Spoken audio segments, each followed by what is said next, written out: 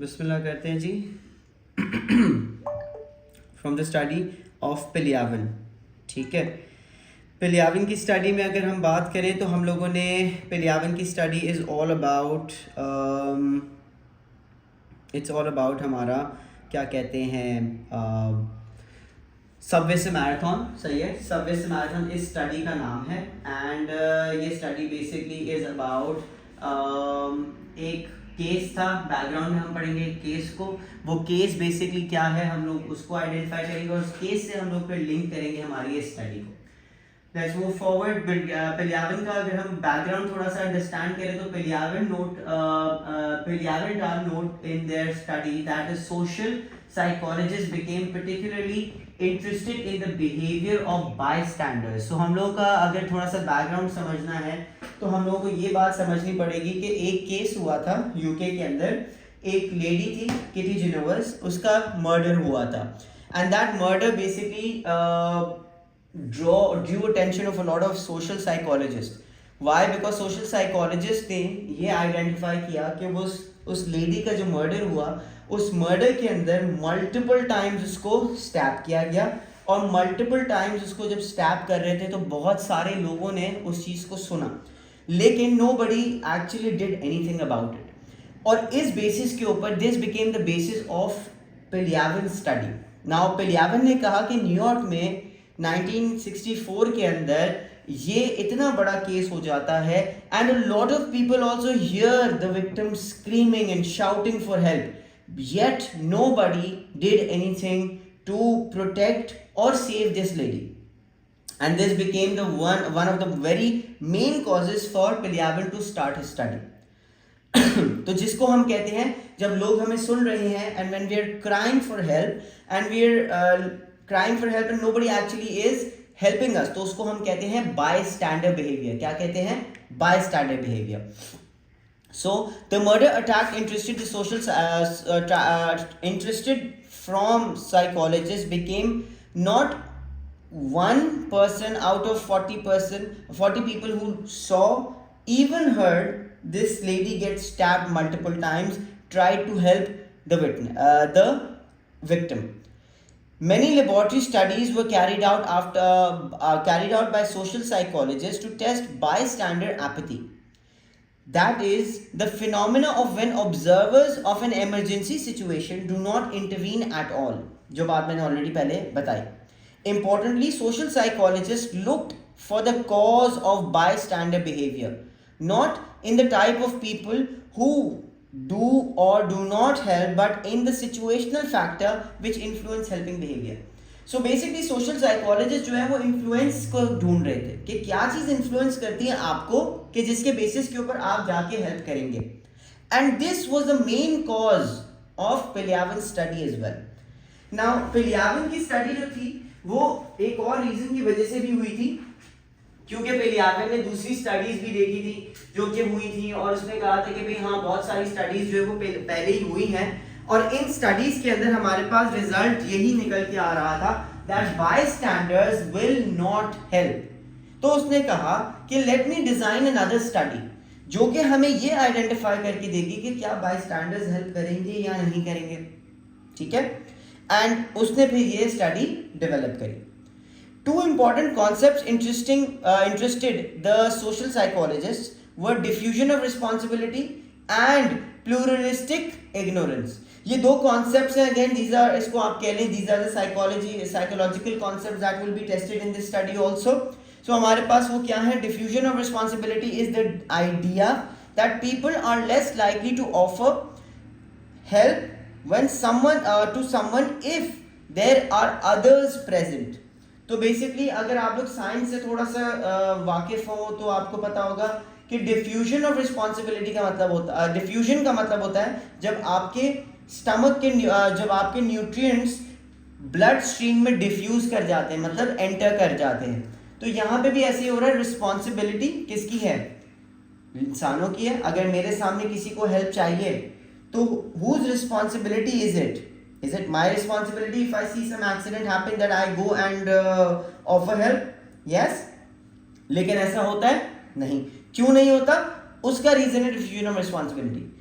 Responsibility लोगों के बीच में फैल जाती है. Everybody thinks that it is another person's responsibility to help and it's not my responsibility, and hence because of which what happens is कि लोग help end up करते हैं ना करना. So diffusion of responsibility is the idea that people are less likely to offer help to someone if there are others present because they perceive that the responsibility is of another person to help and not their own. फिर pluralistic ignorance क्या है? Is the tendency of people in a group to mislead each other about an emergency situation. For example, a person might perceive an emergency situation as non-emergency because others are remaining calm and not taking any action.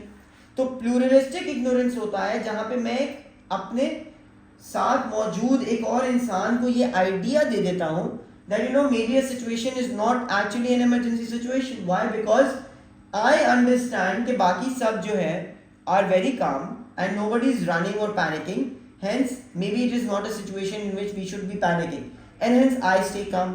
and मुझे देख के शायद एक और बंदा भी काम रह जाए, दूसरा देखे उसको तो वो भी काम रह जाए, and that is how everybody in a crowd stays calm and getting an idea and basically understand that you know this exactly is not an emergency situation, we should not be doing something about it. Let's move forward to the early laboratory studies. There were multiple early laboratory studies जो कि की गई थी और उसके basis के ऊपर, उसके रिजल्ट्स के ऊपर पिलियावन ने अपनी स्टडी को डिजाइन किया है. ये बात हम ऑलरेडी पढ़ चुके हैं.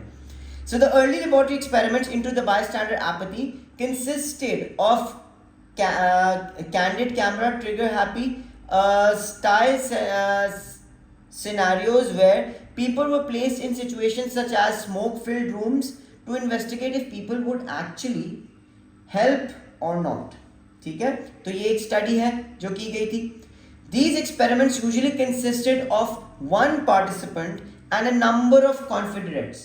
तो यहाँ पे इन स्टडीज के अंदर हुआ ये था कि हम लोग के बहुत सारे हमारे ही लोग, हमारे एक्टर्स उस रूम में होते थे और एक जो है वो हमारे पास पार्टिसिपेंट होता था और उस पार्टिसिपेंट की हम बिहेवियर को चेक करते थे, क्या वो बिहेवियर वो हेल्पिंग बिहेवियर शो करेगा या वो नहीं करेगा. ठीक है, अब जो हम लोगों ने स्मोक फिल्ड रूम की बात की इसमें बेसिकली होता ये था कि एक वेटिंग रूम टाइप एरिया होता था, रूम होता था, उसके अंदर they would bring the participant, make him sit over there and then there were other people as well जो कि हमारे एक्टर्स होते थे. उस रूम के अंदर अचानक से धुआं बनना शुरू हो जाता था as if there is a fire और उसके बाद देखते थे कि क्या लोग एक दूसरे को हेल्प कर रहे हैं कि नहीं, और बेसिकली लोगों को नहीं देखते थे, लोगों की तो एक्टिंग थी, लोग एक्ट कर रहे थे. उस बंदे को, उस पार्टिसिपेंट को नोट करते थे कि whether that person is going to help someone और नॉट. सो पिलियावन थॉट के इन स्टडीज में कुछ ज्यादा जान नहीं है, you know it's very these studies are not so well designed, which is why उसने थोड़ा सा चेंज किया. Let's move forward to the aim of this study that we are basically looking at. The aim of the study by Pilyavin is, the aim of the study was to investigate factors affecting helping behavior. Over here Pilyavin wanted to see कि helping behavior को क्या चीज influence करती है. ठीक है, and the factors they were interested in, क्या है वो factors? There are 5 factors जिसके अंदर Pilyavin interested है. Number 1, the type of victim, कैसे विक्टिम को हेल्प मिलेगी, और यहाँ पे उसने क्या सेलेक्ट किए, 2 तरह के, ड्रंक, ठीक है, शराबी, drunk, and along with that ill, जो थोड़ा सा बीमार है.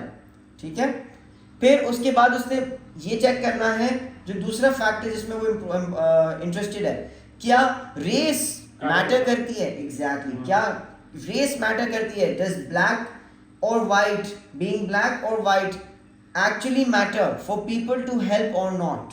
ठीक है, तो जिसके लिए उसने अपने विक्टिम्स को, जो कि जिनको ये अभी आगे हम स्टडी में देखेंगे विक्टिम कौन है और क्या किस तरह से एक्ट आउट कर रहा है, ड्रंक है और इल है, इन दोनों को ब्लैक एंड वाइट दोनों में उन्होंने डिवाइड कर दिया.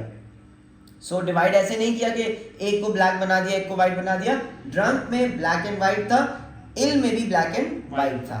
ठीक है, फिर हमारे पास थर्ड चीज इसके अंदर वो इम्पोर्टेंटली इसको देखना है, वो है द स्पीड ऑफ हेल्पिंग, कितनी जल्दी हेल्प कर रहा है कोई. ठीक है, how fast is help coming to the person. Now that will also depend on ill and drunk, that will also depend on black and white. Then उसके बाद फ्रीक्वेंसी ऑफ हेल्पिंग, कितना फ्रीक्वेंटली कोई हेल्प कर रहा है, ठीक है, क्या फ्रीक्वेंटली हेल्प आ रही है या नहीं। फिर the race of the helper, क्या हेल्पर उसी रेस का है जिस रेस का हमारा विक्टिम है, या डिफरेंट रेसेस से भी हेल्प आ रही है। Importantly, the field experiment also investigated the impact of presence of a model. मतलब एक मॉडल भी उसने वहां पे प्लेस किया और उसने कहा कि ये model is going to help if कोई हेल्प करने नहीं आया तो, और वो देखना चाहता था कि क्या मॉडल के हेल्प करने से बाद में हेल्प और लोग करने आते हैं कि नहीं, क्या लोग देखते हैं कि अच्छा चलो किसी ने हेल्प कर दिया तो we should not help now. He also wanted to see the effect of a model, exactly कि उस इंसान का परसेप्शन क्या है। They also wanted to see that whether the models help, if model helps does that bring more attention to help और not. Someone who offers help first, as well as the relationship between the size of the group, क्या बड़े group में हमारे पास ज्यादा help आती है, छोटे group में कम हेल्प आती है, या डिफ्यूजन ऑफ रिस्पॉन्सिबिलिटी एग्जिस्ट करती है या नहीं करती। मेथड एंड प्रोसीजर की अगर हम बात करें, the method used was a type of field experiment using participant observation. Participant observation का मतलब ये है कि हमारा researcher was also part of the experiment. The participants were approximately 4,450 participants, जो कि men and women थे, ठीक है, equally men and women हम लोग कह लेते। क्यों? क्योंकि multiple men, multiple women were part of this research. Why? Because none of them knew that they are part of this research, and this is one of the most biggest drawback of our research as well. Why? Because हम लोगों ने informed consent ही नहीं लिया उनसे, ठीक है, कि हम आपको एक research में part बना रहे हैं। They thought actually वहाँ पे एक इंसान बीमार है या ड्रंक है और वो गिर रहा है और उसको हेल्प करने लोग जा रहे हैं, ठीक है। So 4,450 men and women traveling on a particular stretch of New York City underground train, ठीक है, between 11 AM से लेके 3 PM। ये हमारा टाइम फ्रेम था, 11 बजे सुबह से लेके 3 बजे दोपहर तक। हम लोगों ने ये रिसर्च को बार बार इसके ट्रायल्स करे, ठीक है, on weekdays during the period of April 15 से लेके June 26 तक। So multiple trials were taken in this research. तो हमारे पास जो डेटा आएगा वो बड़ा ही सॉलिड डेटा होगा। Why? Because एक तो हमारे पास बहुत ज़्यादा सैम्पल साइज है, दूसरा हमारे पास बहुत ही ज़्यादा बड़ा टाइम है, टाइम फ्रेम बहुत लंबा है। The average racial composition, now racial composition भी इन्होंने डिफाइन कर दिया है कि इनके पास अप्रोक्सीमेटली व्हाइट एंड ब्लैक्स का क्या रेशियो था, तो 45 to 55, बड़ा अच्छा equal, almost equal ratio of blacks and white racial जो है ना उनके पास था। And the average number of people in the critical area. Now what is a critical area? Critical area is the area जहाँ पे हमारा victim, चाहे वो ill है या वो drunk है, is going to fall. That is known as the critical area where the experiment actually is taking place. Now the critical area was the average number of people in the critical area at a time was 43. मतलब एक वक्त पे एक trial के अंदर 43 people were present in that area जहाँ पे हमारा ये ट्रायल रन हो रहा था। And the average number of people in the critical area, number of people in the critical area where the incident was staged was 8.5. Two particular trains were selected for the study. The trains were chosen because they did not make any stops between the 94th Street to 125th Street. मतलब 59 से लेके 125th Street तक वो straight चलते हुए जाते थे. So it was a straight stretch. No stop was there whatsoever. This means that about 7.5 minutes the participants were a captive audience in this carriage. मतलब 7.5 मिनट्स तक जब से ये ट्रेन स्टार्ट होगी फ्रॉम दिस 59 स्ट्रीट स्टॉप से लेके 125th street के stop तक ये लोग भाग नहीं सकते, तो एस्केप करने का ऑप्शन उनके पास नहीं है, एंड विच इज वाई ये वाली ट्रेन सेलेक्ट की गई थी। Therefore, a single trial was a non-stop 7.5 minute journey in either direction. या तो 59 Street से towards 125th Street or from 125th Street to 59th Street. और ये दोनों दफा में ये लोग अपना अपना जो है वो ट्रायल अटेम्प्ट करते थे। तो अगर आपसे सवाल करा जाता है कि आप ये बताइए that what was one how long was one trial in the study by Pediavan, so this is your answer, that was a non-stop 7.5 minute journey. 7.5 minute journey. Let's move forward. ये लेआउट अगर आप देखें तो इस layout के अंदर आपको नजर आएगा ये सबसे पहले, ठीक है जी, सबसे पहले अगर आप ये देखें, so this is the layout of our क्या बोलते हैं सबवे। इसके अंदर हमारे पास एक एग्जिट डोर है, ठीक है, अगर आप देखें यहाँ पे हमारे पास ये एग्जिट डोर आ गया है। इस एग्जिट डोर से और इस एग्जिट डोर से लोग अंदर आएंगे। This area where the victim, the person is going to fall, is known as the critical area and the other area is known as the adjacent area, ठीक है।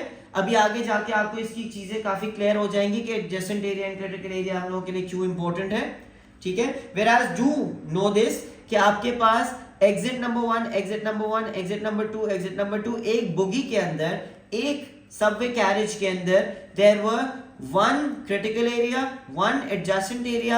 इस एडजेसेंट एरिया के अंदर एक ऑब्जर्वर भी बैठा हुआ था और उसके अलावा हमारे पास जो है वो एक विक्टिम यहां पे बैठा हुआ था, ठीक है। Let's move forward. So when we observe this, let's see कि हमारे पास टोटल टीम एक कैरेज के अंदर क्या थी। What was the total team that was actually present in the carriage, who actually was recording and observing everything that was happening in that area. The 4 victims, one from each team, were males aged between 26 to 35. मतलब हमारे पास 4 victims थे, 2 blacks and 2 whites. 2 हमारे कौन से 1 black and 1 white was part of which team? L team, ठीक है। और एक black और एक white हमारा part था of drunk team, ठीक है। उसके बाद हमारे पास कौन थे? 3 white, 1 black, all identically dressed in Eisenhower jackets, old slacks and no tie. So basically all these 4 victims were dressed the same way. कोई भी चीज चेंज नहीं थी। हमारे पास 3 whites थे, sorry my bad, 3 whites and 1 black, ठीक है। वो 1 black जो है वो इल का भी रोल प्ले कर रहा था और ड्रंक का भी रोल प्ले कर रहा था। Whereas जो हमारे पास 3 whites थे उसमें से एक हमारा ड्रंक का रोल प्ले कर रहा था और 2 हमारे इल के रोल प्ले कर रहे थे, ठीक है। अच्छा जी, उसके बाद हम लोग क्या देख रहे हैं कि हमारे पास on 38 trials the victims smelled of alcohol। मतलब हम लोगों ने टोटल ट्रायल्स किए थे, आई थिंक 103 टोटल ट्रायल्स थे, जिसमें से 38 ट्रायल्स जो है वो कौन से थे? Of drunk, and carried a bottle of alcohol wrapped in a brown bag। so basically वो हम लोगों ने उसको उसको हमने ड्रंक सिचुएशन बनाया था। so 38 ट्रायल्स के अंदर हमारा विक्टिम जो है वो अल्कोहल वाली सिचुएशन प्ले कर रहा है, ड्रंक वाली सिचुएशन प्ले कर रहा है। while on the remaining 65 trials they appeared sober and carried a black cane। मतलब वो जो छड़ी, ठीक है। इसको हम केन कंडीशन भी कहते हैं, इसको हम जो है वो इल कंडीशन भी कहते हैं, सेम है, कोई मसले की बात नहीं, आप दोनों में से कोई भी बोल सकते हैं। In all other aspects victims behaved identically in the 2 conditions and each victim participated in drunk and cane trials. There were more cane than drunk trials. हम लोगों ने ज्यादा ट्रायल्स किसके किए थे? केन ट्रायल्स किए थे। हमने ड्रंक ट्रायल्स थोड़े कम किए थे। Trials because one of the teams of students didn't like playing the drunk victim। Now इसके अंदर obviously बहुत सारे reasons भी थे कि जो लोग हम लोगों ने hire किए थे for conducting this study, they were not very comfortable playing the drunk situation, they did not feel very comfortable। क्योंकि उन लोगों ने जो हमारे लोग जो ट्रैवल कर रहे थे, जिनके सामने वो गिर रहे थे और लोग उनको हेल्प कर रहे थे, वो उनको बुरा भला भी कह रहे थे। So our participant, our people who were hired to do or play this act, they did not feel comfortable, which is why we did a little less trials of drunk situation। इसके बाद हमारे पास आता है the model। so there is a model as well। model क्यों है? model basically क्या कर रहा है? model is going to help। Model क्या है वहां पे? मॉडल हेल्पिंग बिहेवियर शो करेगा। कब करेगा? मॉडल सिर्फ तब हेल्प करेगा जब कोई भी पैसेंजर्स में से उसको हेल्प नहीं कर रहा विक्टिम को, only then, not before that, ठीक है। सो द मॉडल, कौन था model? White male age between 24 to 29 years, were all casually but ठीक है जी। सो द मॉडल बेसिकली हम लोग को पता चल गया मॉडल कौन था। Model was basically white male age between 24 to 29 years old. They were all casually but not identically dressed. ये लोग अलग अलग ड्रेस किए हुए थे, इनको एक साथ एक जैसा ड्रेस नहीं किया हुआ था हम लोगों ने। There were 4 different models. Total हमारे पास 4 मॉडल्स थे। अब वो 4 मॉडल्स कहाँ कहाँ प्लेस थे ये आपको समझ आ जाएगा। एक मॉडल प्लेस किया गया था क्रिटिकल एरिया के अंदर, critical early area, that means कि जहाँ पे विक्टिम गिर रहा था वहीं पे करीब के अंदर। एक प्लेस किया गया था क्रिटिकल लेट के अंदर, एक प्लेस किया गया था क्रिटिकल अर्ली के लिए, और सॉरी एडजेसेंट अर्ली के लिए, मतलब वो ऑपोजिट जगह पे मौजूद था। वेराज दूसरा जो था वो एडजेसेंट लेट के लिए। अब ये क्या चीज़ें हैं ये हम आपको बताते हैं। There were 4 different model conditions used across both drunk and cane victim. तो हमारे पास टोटल मॉडल्स कितने हो गए बच्चे? 4 मॉडल्स हो गए हमारे पास, और ये 4 कंडीशंस हम लोगों ने यूज की थी। एक हमने पहली कंडीशन यूज की थी critical early condition. Critical early condition क्या कहती है कि जिसके अंदर the model stood near and in the critical area. कौन सा एरिया ये? जिस एरिया के अंदर वो मॉडल विक्टिम हमारा गिरेगा, ठीक है, उस एरिया में ही खड़े हुए थे। और 70 सेकंड्स के अंदर ये क्या है?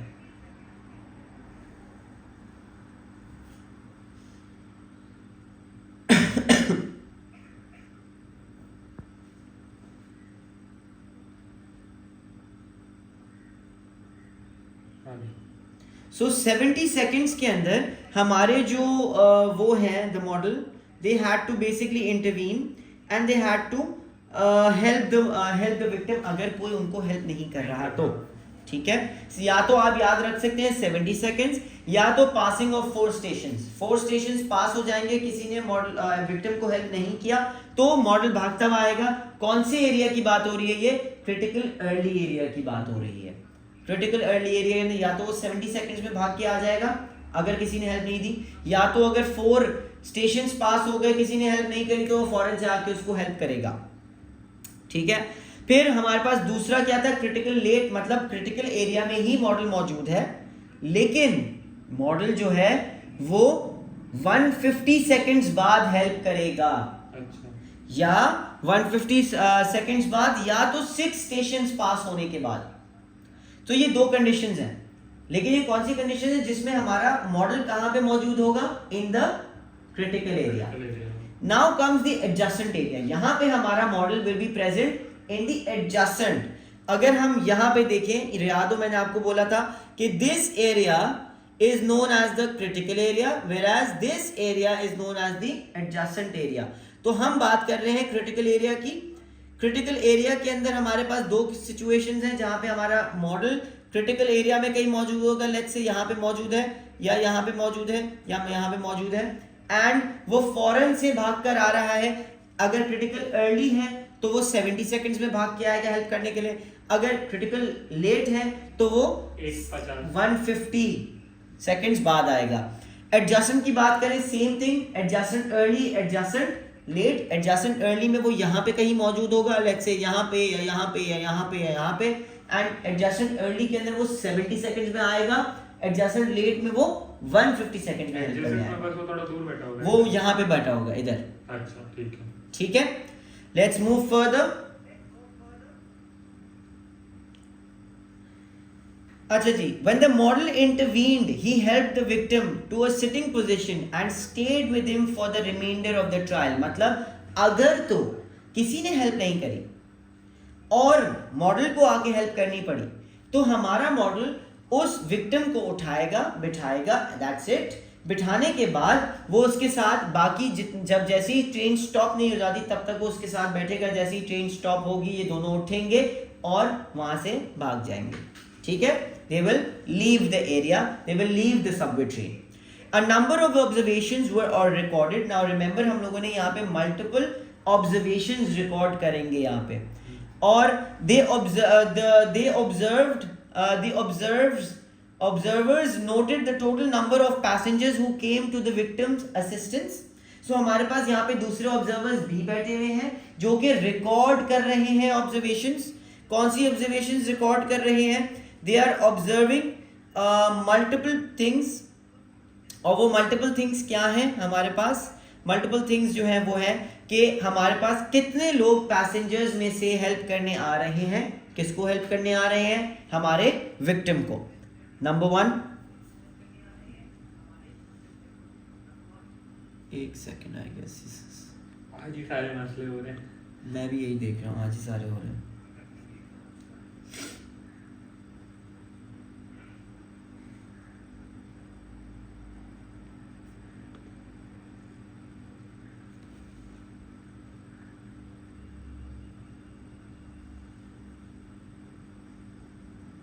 क्लिनिक का क्या सीन होगा? अभी भी खुला होगा? हाँ जाते हो? जाता हूँ, लेकिन आजकल तो नहीं जा रहा. कितना टाइम हो गया? रमजानों से थोड़ा सा.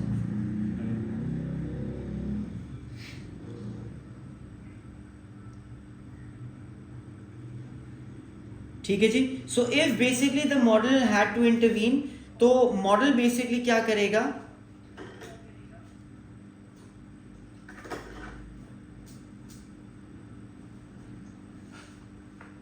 कर लिया है कि if the model basically helps and intervenes, then we say कि हमारा मॉडल जो है is not going to the model, if the model intervenes then the model is going to make sure कि हमारा जो पार्टिसिपेंट है, जो विक्टिम है, वो बेसिकली बैठा रहे और उसको हेल्प करता है till the end of the trial, और फिर उसके बाद वो दोनों चले जाते हैं. A number of observations are also recorded. Observations में क्या रिकॉर्ड हो रहा है? मतलब हमारे पास और ऑब्जर्वर्स भी वहां पे बैठे हुए हैं. क्यों बंद हो रहा है ये बार बार? पता नहीं. मजाक है.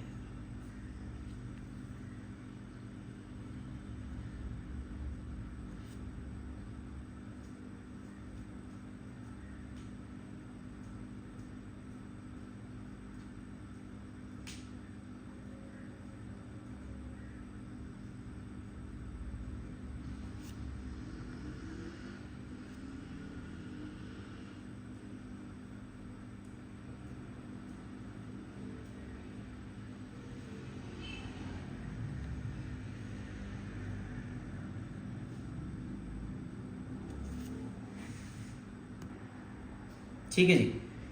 सो हम लोग के ऑब्जर्वर्स क्या रिकॉर्ड कर रहे हैं? They are basically recording the victim, the people, how many people came and viewed the victim, how many people assisted the victim, and plus उनकी रेस क्या थी, उनका सेक्स क्या था, जेंडर क्या था, लोकेशन क्या थी, कहाँ से वो उठ के आ रहे थे. उसके अलावा हम लोग ये देख रहे हैं the observers also noted the race, sex, location of every passenger who was seated, where they were seated and were they standing, क्या था उनका स्टैंड और कैसे वो कहाँ से आ रहे हैं, क्या वो क्रिटिकल एरिया में मौजूद थे, क्या वो एडजेसेंट एरिया से भाग कर आ रहे हैं हेल्प करने के लिए या नहीं. दूसरा, the second observer also noted how long it took for help to arrive, कितनी देर में हेल्प आई, जल्दी आ गई, स्पॉन्टेनियस थी, नहीं थी, वो सारी चीज़ें भी वो लोग नोट कर रहे हैं. The observers also recorded comments made by the nearby passengers and also tried to elicit comments from the passengers sitting next to them. कि क्या वो क्या comments दे रहे हैं, are they saying something good, are they saying something bad, वो सारी चीज़ें भी वो लोग observe कर रहे हैं. उसके बाद क्या आ रहा है हमारे पास? helping behavior. Helping behavior was very high and much higher than earlier laboratory studies. That is what we saw in this research. Therefore, it was not possible to investigate the effects of the models helping. So that means कि हम लोगों के पास model को help करने की ज़रूरत ही नहीं पड़ी, बिकॉज हेल्पिंग बिहेवियर बहुत ज़्यादा था, जो कि पुरानी स्टडीज़ में नहीं दिख रहा था हमको. लेकिन हमने यहाँ पे देखा कि इतना हेल्पिंग बिहेवियर था कि the model could not intervene at all. फिर the came victim receive spontaneous help on 62 out of 65 trials. ठीक है, तो हमने जो टोटल 65 ट्रायल्स किए थे उन टोटल 65 ट्रायल्स के अंदर हम लोगों ने ये देखा कि 62 ट्रायल्स में स्पॉन्टेनियस हेल्प आ गई थी and the drunk victim received spontaneous help in 19 out of 38 trials. उसके कम थे, yes. On 60% of the 81 trials, on 60% of the 81 trials, there was spontaneous help was given. More than one person offered help. मतलब एक से ज़्यादा लोग आए थे help करने के लिए. That means कि helping behavior मतलब diffusion of responsibility नहीं हो रही. क्योंकि अगर diffusion of responsibility होती तो हम ये देखते कि कोई एक भी हेल्प करने शायद नहीं आता. क्यों? क्योंकि वो बोलता है मेरा काम नहीं है, किसी और का काम है. Once one person had started to help, there were no differences for different victim conditions. That is black white. इसमें कोई फर्क नहीं दिख रहा है हम लोगों को. हमने देखा कि blacks को भी उतनी हेल्प मिली, whites को भी उतनी हेल्प मिली. Once एक कोई हेल्प करने आ जाता था तो सारे लोग ज्वाइन इन कर जाते थे. एंड इवन हमने ड्रंक एंड केइंग कंडीशन में भी ये देखा कि कोई एक बंदा आके हेल्प करना शुरू करता था तो दूसरे लोग उसके साथ साथ ज्वाइन कर जाते थे. On the number of extra helpers that appeared, the race of the victims made no significant difference to helping behavior. But there was a slight tendency for same race helping in the drunk condition. ये हमने देखा कि जो drunk condition थी, exactly. क्यों? क्योंकि एक गोरा बंदा जब नशे में या शराब पी के गिरा हुआ है तो that is bad, looking bad on all the whites. If a black person is drunk and is falling down, that looks bad upon all the black people. So hence people are going to save that person. Same race के लोग आके उनको help करेंगे because they don't want to look bad. They don't want their race to look bad. ठीक है? It was found that 90% of the helpers were male. हम लोगों ने देखा कि ज्यादातर लड़कों ने हेल्प करी, लड़कियां हेल्पफुल नहीं हैं. Alright, although there were more men present, this percentage was statistically significant. क्यों ये significant number है 90%? ऐसा नहीं है कि 50%, 60%, 70% नहीं. 90% लड़के मौजूद थे, males मौजूद थे जिन्होंने हेल्प किया. It was also found that 64% of the helpers were white. This was this was what would be expected because the racial distribution of the carriage was 45 to 55%. तो हम लोगों ने देखा कि ये भी हमारा expected था. फिर हमारे पास आगे क्या आ रहा है? Diffusion of responsibility was not evident. The diffusion of responsibility hypothesis predicts that helping behavior would decrease as the number of bystanders increase.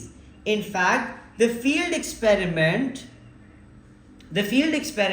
found that the quickest help came from the largest groups.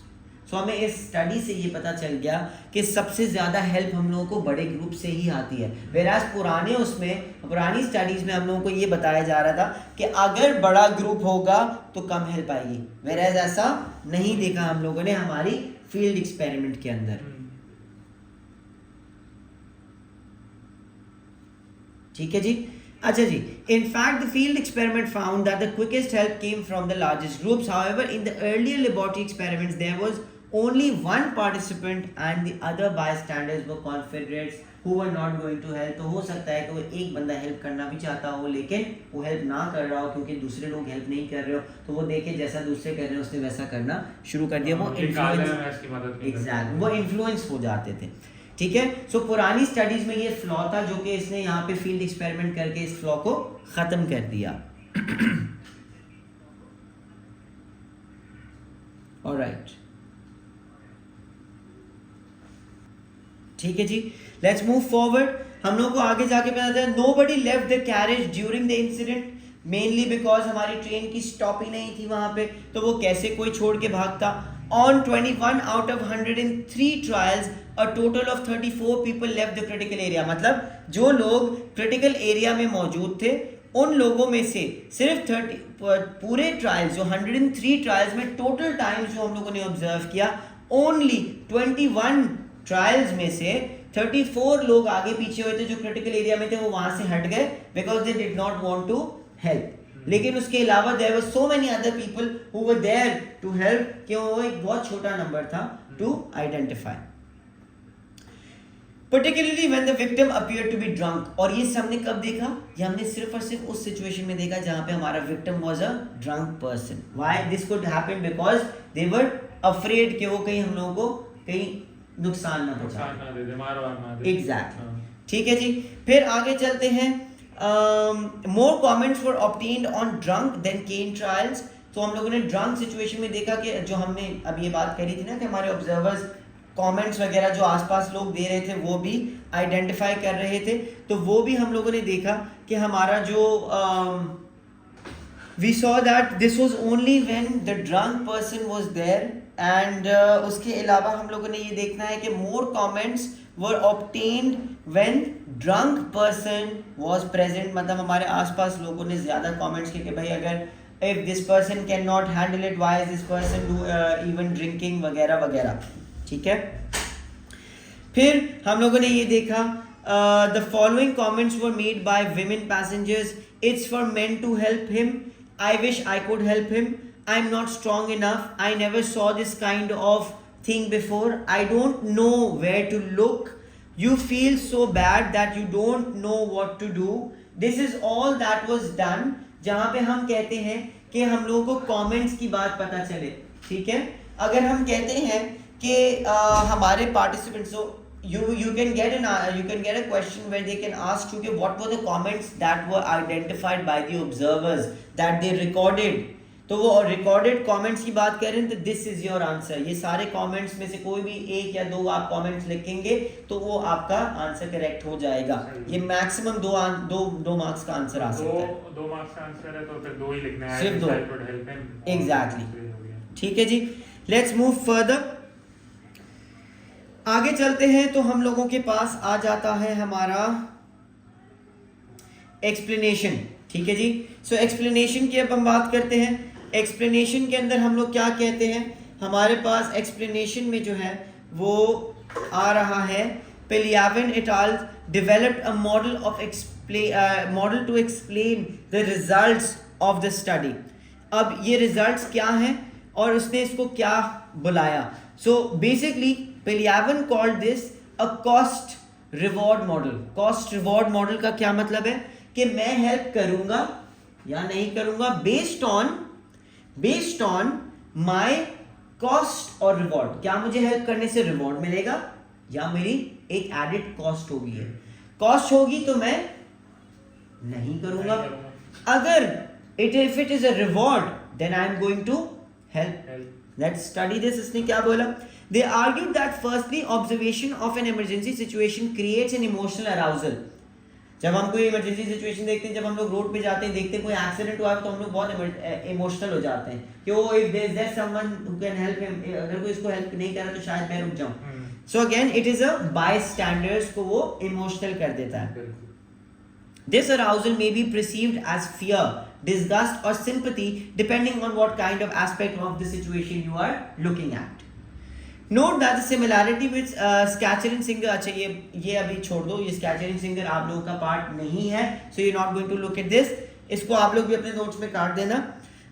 So again हम लोग को ये बात समझ आ गई कि हम लोग सिचुएशन का जो भी पार्ट या जो भी सिचुएशन देख रहे हैं उस वक्त वो सिचुएशन बन जाती है हमारी emotional arousing situation. Then this state of arousal can be increased by a number of factors. वो number of factors क्या होते हैं. Empathy with the victim. अगर आपको विक्टिम से एम्पैथी है, एम्पैथी का मतलब आई फील फॉर दिस पर्सन. क्या मैं ड्रंक के लिए फील करूंगा? नहीं. क्या मैं इल के लिए फील करूंगा? यस. ठीक है. क्यों? क्योंकि ड्रंक का अपना खुद का वजह से ये यहाँ पे सिचुएशन में इल खुद आए. It's a natural thing. ठीक है. सो दिस इज समथिंग जिसकी वजह से हम लोग देखेंगे कि हमारे ड्रंक विक्टिम को थोड़ी स्पॉन्टेनियस हेल्प कम मिली. कैंसर पेशेंट को हेल्प करोगे या नहीं? एग्जैक्टली. एंड वेयर एज हम लोगों के जो इल या केन सिचुएशन का बंदा था उसको ज्यादा हेल्प मिली. फिर उसके अलावा क्या हो सकता है. Being close to the emergency situation. मैं जितना इमरजेंसी सिचुएशन से क्लोज हूं the more chances of me helping है. Then the length and time of the emergency situation. क्या ये emergency situation इतनी देर तक कंटिन्यू हो रही है? अगर हो रही है तो शायद मैं एंशियस होके हेल्प आउट कर दूं, लेकिन अगर फॉरन स्पॉन्टेनियसली खत्म हो रही है तो शायद मैं हेल्प. स्पॉन्टेनियस का मतलब यही होता है ना, एक जल्दी से हेल्प कर देना। हाँ, ये एक झटके में हेल्प करना। ठीक है। अच्छा जी, this state of arousal can be reduced. Now what are the factors that are going to reduce the arousal? ये जो इमोशनल अराउजल है, जिसके अंदर हम हेल्प करना चाहते हैं, ये है हेल्पिंग। मैं जल्दी से, मुझे इमोशनली अराउज फील हुआ, मुझे एंशियस फील हुआ कि इंसान क्यों इतनी बुरी सिचुएशन में, मैंने जाके उसको हेल्प कर दिया, मेरा इमोशनल अराउजल खत्म हो गया। फिर seeking for help from another source, मैंने किसी को फोन कर दिया, मैंने एक्सीडेंट देखा, मैंने एम्बुलेंस को फोन कर दिया, that is also how I reduce my emotional arousal. Then leaving the scene, मैं या तो वहां से भाग जाऊं, लेकिन इस सिचुएशन में ये पॉसिबल नहीं था, क्योंकि वो एक ट्रेन सिचुएशन में थे और वो ट्रेन कंटिन्यूस स्टॉप में थी, ट्रेन के बाहर जंप तो नहीं मारेंगे। Then deciding the person doesn't need help and does not deserve help, ये कौन से सिचुएशन में हो रहा था? हमारे ड्रंक सिचुएशन में। ड्रंक सिचुएशन में भी हो सकता है और काले बुरे में भी हो सकता है सर। बिल्कुल हो सकता है। मैं रेसिस्ट हूं, मुझे काले लोग पसंद ही नहीं है। बिल्कुल हो सकता है, लेकिन हम लोगों ने देखा था कि लोग रेसिस्ट नहीं थे, लोगों ने रेस को साइड पे रख के फिर भी हेल्प किया। Therefore, according to this model, we are motivated to help people not by altruism, but by reducing an unpleasant feeling that we feel, that is the feeling of arousal. Pelyavin et al. Got on to arguing that the chosen response depends on the cost reward analysis. मुझे क्या चीज करने से reward मिलेगा, मुझे क्या चीज करने से मेरी कॉस्ट है, एडेड कॉस्ट है, मेरी लाइफ खतरे में आ सकती है, या आई कैन गेट हर्ट, और maybe I don't need to help this person because I will be associated with him. इस सिचुएशन को हम लोग इवैल्यूएट करेंगे दोनों सिचुएशंस पे, और हम लोग कह सकते हैं कि that is the reason why people got more help in the ill situation, क्योंकि people saw कि ये करने से I will be getting a good deed, God will be happy with me, exactly. Whereas drunk situation में उन्होंने कहा कि I will help this person, लोग बोलेंगे कि ये खुद भी ऐसा ही है, तो उनके लिए कॉस्ट ज्यादा थी, तो उन्होंने शायद कम हेल्प किया। Whereas हमारे केन सिचुएशन में उनके लिए कॉस्ट कम थी, इस वजह से उन्होंने हेल्प ज्यादा करी। ठीक है, आप नशेड़ी को करोगे या एली को? मैं I would help both, I would help both. ठीक है जी, आगे चलते हैं जी। Cost of helping such as effort, embarrassment and possible physical harm, ये कॉस्ट है। तो अभी हम कॉस्ट को आइडेंटिफाई कर रहे हैं कि कॉस्ट क्या हो सकती है। कॉस्ट हो सकती है कि भाई हो सकता है वो मुझे फिजिकली हार्म कर दे, वो मेरा एफर्ट फजूल में जाया हो जाए because this person does not deserve it. Then cost of not helping हो सकती है, such as self blame, perceived censor for others. So भाई दूसरों, इसकी खुद की गलती है, इसको खुद अपने आप को ठीक रखना चाहिए था। If he could not handle that much of alcohol, why did he consume that much of alcohol? तो ये वो रीजंस हो सकते हैं जिसकी वजह से एक इंसान हेल्प ना करे। Whereas एक इंसान हेल्प क्यों करेगा? बिकॉज वो कहेगा यार कुछ भी नहीं है मेरे लिए, it is not an effort, I can pick this person up and he will be standing again. दूसरा, मुझे एम्बैरेसमेंट फील हो रही है इस बंदे के लिए, I want to help this person, I feel for this person, empathy feel कर रहे हैं आप, तो आप उसको हेल्प कर देंगे। अगर आपको फिजिकल हार्म नहीं है तो आप उसको हेल्प कर देंगे। फिर रिवॉर्ड ऑफ हेल्पिंग, मतलब मुझे क्या रिवॉर्ड मिलेगा अगर मैं हेल्प कर दूंगा, तो such as praise from others, मुझे दूसरे देखेंगे और बोलेंगे कितना अच्छा इंसान है, other people are going to be inspired by me. ठीक है, और हो सकता है कि विक्टिम जो है वो उसकी कोई मदद हो जाए, तो ये मेरे लिए रिवॉर्ड्स है जिसकी वजह से मैं हेल्प करूंगा। क्या चीजें हैं जिसकी वजह से मैं हेल्प नहीं करूंगा? Such as getting on with one's own business, I should deal with my own business, ये गिर गया मेरी गलती थोड़ी है, इसको खुद अपना ख्याल रखना है। That is a reward for me कि I have my own work, I am getting late, I have a meeting, I have a class to do, I have something to do, मैं यहाँ पे रुक नहीं सकता, that is a reward for me, and I say कि यार इस basis के ऊपर मैं नहीं रुक सकता। फिर I don't need to interrupt in another person's matter, वो अपना person खुद ही देख लेगा। Then according to Pelyavin et al, the results of their field experiment can be explained using the cost reward model. इसको हम जरा सा कॉस्ट रिवॉर्ड मॉडल के बेसिस पे हमारे रिजल्ट्स को एनालाइज कर रहे हैं हम। तो ये हम जब एनालाइज करते हैं तो हम देखते हैं the drunk is help less often because the perceived cost is greater. Drunk को हेल्प करने में दे फील कि उन लोगों की कॉस्ट ज्यादा है, बिकॉज कुछ भी हो सकता है, ठीक है. Helping a drunk is likely to cause disgust, embarrassment or harm to self, and the cost of not helping is less. मतलब अगर मैं उसको ना भी हेल्प करूं तो that is perfectly fine, nobody will care about it कि इसने माज ने हेल्प नहीं करी या शेरियार ने हेल्प नहीं करी या आरिश ने हेल्प नहीं करी. ठीक है. सो फॉर एग्जांपल हमारे पास कॉस्ट बेनिफिट एनालिसिस में cost of not helping is very low, sorry cost of helping is very high. हो सकता है मैं उसको हेल्प करूं, वो मुझ पे उल्टी कर दे, वो मुझ पे उल्टी कर दे, वो मुझे मार दे, मुझे गिरा दे. से whereas अगर मैं उसको हेल्प करूंगा तो लोग शायद बोलेंगे कि यार ये क्या है, मोस्टली ये होता है मारने वाला, राइट. सामने से मार ही दे. सो हम यहाँ पे देखते हैं कि इस वजह से ड्रंक सिचुएशन में हेल्प कम से कम मिली. Women will help less often because men will help less often than men because the cost of them getting physically harmed is much higher than men. अगर एक मर्द को कोई मारने आता है, एक मैन को कोई मारने आता है तो maybe he can fight back, maybe he can save himself. But whereas chances है कि लड़कियों को कोई grab कर ले, उठा के ले जाए, something or the other can be expected. ठीक है. So again, women help less because of that, because cost of them helping is greater. Diffusion of responsibility is not found in the cane carrying situation because the cost of not helping is higher, whereas the cost of helping is low.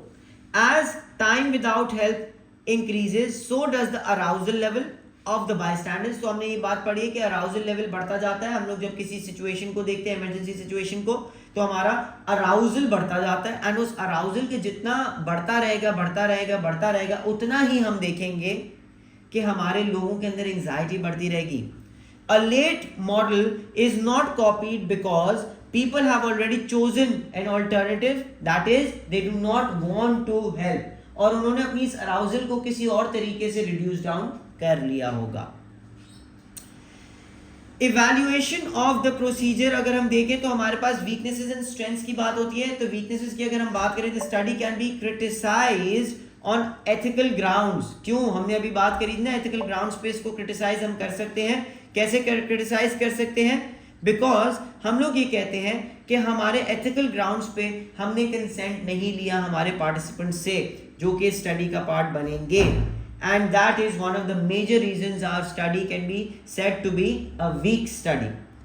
उसके बाद a problem with the field experiment is that the participants cannot give their consent. Field experiment थी ना, हम लोगों को अगर बता देते कि आपके पास यहाँ पे एक एक्ट होगा, उस एक्ट के अंदर आपको हेल्प करना है, तो लोग अपना सबसे बेस्ट पुट अप करते, तो हमारे पास करेक्ट रिस्पॉन्सेज नहीं आते. विच इज वाई हम लोगों ने उनको नहीं बताया. नहीं बताने से हम लोगों को क्या डिसएडवांटेज हुआ? एग्जैक्टली डिसएडवांटेज हमारे पास क्या हुआ कि हमारे पास उनका कंसेंट नहीं था. उस कंसेंट के बगैर हम लोगों ने उनको रिकॉर्ड किया. एग्जैक्टली. फिर because they do not know that they are being participants in an experiment. Similarly, the participants are being deceived because they are unaware कि ये एक एक्ट है. तो हमारे पास यहाँ पे डिसेप्शन भी आ रहा है और ये जेन्युइन इमरजेंसी नहीं है. और क्योंकि हो सकता है कि कोई इस इमरजेंसी सिचुएशन से गुजर चुका हो पहले और उसको बहुत एंजाइटी हो जाए, तो हम लोगों ने साइकोलॉजिकल हार्म भी दे दिया उसको. फिजिकल हार्म भी दे सकते हैं कि जब वो इंसान उठाने जाए, उसको उठा रहा है तो उसकी कमर में लग गया, दर्द आ गया, उसको कुछ हो गया, वो खुद स्लिप हो गया, मेरी सिचुएशन को देख के भागना शुरू हुआ, वो स्लिप होके वो गिर गया, उसका मुंह पे लग गया, सर पे लग गया, कुछ भी हो गया, तो हम फिजिकल हार्म भी कहीं ना कहीं उनको दे रहे हैं. डिस्ट्रेस भी दे रहे हैं, गिल्ट भी दे रहे हैं, एंजाइटी भी दे रहे हैं. A further problem with the field experiment is that they are more difficult to control than a laboratory experiment. So again, there could be a lot of extraneous variables that could play their role in this research. For example, we could question whether travelers on the train saw more than one trials or not. क्योंकि ये रोज हुआ हमारी research, हमने रोज trials किए इसके 11 बजे से लेके दोपहर 3 बजे तक. हो सकता है कोई ऑफिस गोइंग इंसान रोज ये ट्रायल होता हुआ देखता हो और उस वजह से उसने हेल्प करना छोड़ दिया हो. तो again this is also one of the drawbacks of this research. Repeatedly हो रहा है. और कितने लोग हो सकते हैं जो कि ये रोज शायद देख रहे हो, जो रेगुलर गोवर हो उस टाइम के, उन्होंने रोज देखा हो ये होते हुए, एंड हो सकता है बिकॉज ऑफ दैट उन्होंने हेल्प ना की हो और उनका नाम आया ये कि होता रहता है भाई। एग्जैक्टली। स्ट्रेंथ्स की अगर हम बात करें, a main strength of the study has to be its high level of ecological validity, क्योंकि ये एक फील्ड के अंदर हुई थी तो एक नेचुरल एनवायरनमेंट में हो रही थी, तो हम लोग कहते हैं कि इसकी हाई इकोलॉजिकल वैलिडिटी है। The study was done in a true to life environment and consisted of an incident which could and does happen. ये हो सकता है राइट, किसी भी सफर ट्रेन के अंदर ऐसा हो सकता है कोई इंसान जो भी बीमार हो वो चढ़ रहा है और फिर वो गिर जाए, और ऐसा भी हो सकता है कि एक इंसान जो कि ड्रंक है वो ट्रेन में सवार है, सबवे में बेस्ड है। लेकिन ये इकोलॉजिकली बहुत वैलिड है क्योंकि ये दोनों सिचुएशंस हम लोग देख सकते हैं कि कहीं ना कहीं होती हैं, right. However, some of the participants were very close to the victim and were in a situation where they could not escape, and this is often unlikely. Many other situations where we come across emergency situations, and this may be one of the reasons why diffusion of responsibility was not seen. क्योंकि हमने देखा कि हम इतना करीब है उस situation के, वो इंसान की जो कि गिरा है और मैं भागना चाहता हूं, but I can't run because I am trapped in the train, so I will go and help. So हो सकता है कि जो हेल्पिंग बिहेवियर हम लोगों को दिखा और डिफ्यूजन ऑफ रिस्पॉन्सिबिलिटी जो लो दिखी, that could be because of the reason कि वो इंसान भाग नहीं सकता था, एस्केप नहीं कर सकता था उस सिचुएशन को। Let's move further. The simple. He was basically forced एक तरीके से। Exactly, he was forced to help. The sample size was also very large. हाँ जी, जी जी प्लीज। सर अगर आप कह रहे हैं कि रोज आने जाने वाले लोग देख रहे होते थे कि ये एक्सपेरिमेंट हो रहा है, तो उन्होंने आगे लोगों को नहीं बताया? हो सकता है बताया भी हो, लेकिन we are unaware of it. But researchers ने इसके बारे में कुछ नहीं करा? नहीं, सो बेसिकली उन्होंने किसी को बताया नहीं बताया ये तो रिसर्चर को पता नहीं चला, बट रिसर्चर ने इसके बारे में कुछ नहीं किया। बिकॉज रिमेंबर हम लोग जब फील्ड एक्सपेरिमेंट करते हैं, there are very limited ways through which you can actually control the extraneous variables, ठीक है। ओके जी, let's move further. The sample size was also very large, तो हम कहते हैं that we would assume that fairly responsible representative sample हमारे पास आ गया होगा। The researchers should therefore be able to generalize the findings of this research to a much more certain population and people as well. इसके बाद हमारे पास आता है the criticism of arousal, जो हमारा cost reward arousal model था, ठीक है, is that it takes very negative view of the people. It denies that people act intrinsically, ठीक है, या altruistically, and assumes that behavior is always measured in a cost and benefit. या मुझे फायदा है तो मैं करूंगा वरना नहीं। लेकिन कुछ लोग होते हैं जो कि सच में आउट ऑफ गुड डीड भी कर देते हैं, तो ये भी एक इसका जो है वो नेगेटिव पॉइंट है। Altruism refers to the behaviors which are unselfish and motivated by another person's needs, again to basically do a good deed. Furthermore, Peliavan et al. And number of other psychologists chose to investigate the inactivity of the bystanders, but not why women are violently and sexually attacked by men, ठीक है। तो ये हमारा एक बहुत बड़ा वो criticism है इस जो है वो हमारी क्या कहते हैं स्टडी के against, that why did Peliavan choose to study the bystander effects rather than why do men attack women. उसको वो करना चाहिए था। Again this is a critic जो कि उन्होंने डाला हुआ है, but it's not something that you will be tested on in your paper. Finally, it is interesting to note that 40 years on from the murder, there is still considerable debate in New York City about the accuracy and accuracy of the original reporting of the events. तो again हो सकता था कि हमारे events की reporting भी गलत हो रही हो कि भाई वो क्यों हुआ है, वो मर्डर हुआ तो उसके अंदर क्या हुआ था, what was the actuality, what was the actual facts about the murder. तो हो सकता था पेलियावन को उसके अंदर ज़्यादा इन्वेस्टिगेट करने की ज़रूरत थी, वेराज पेलियावन ने शायद गलत चीज़ को इन्वेस्टिगेट किया. But again this is a very authentic study, अच्छी स्टडी है. एंड हम लोगों को हमारे इस स्टडी से ये आइडेंटिफाई होता है कि हमारे बाय स्टैंडर्ड इफेक्ट्स या डिफ्यूजन ऑफ रिस्पॉन्सिबिलिटी एग्जिस्ट नहीं करती, depending on the way this person Piliavin has conducted his study. ठीक है जी, so that will be it. इंशाल्लाह आई होप आप लोगों को समझ आ गया हो।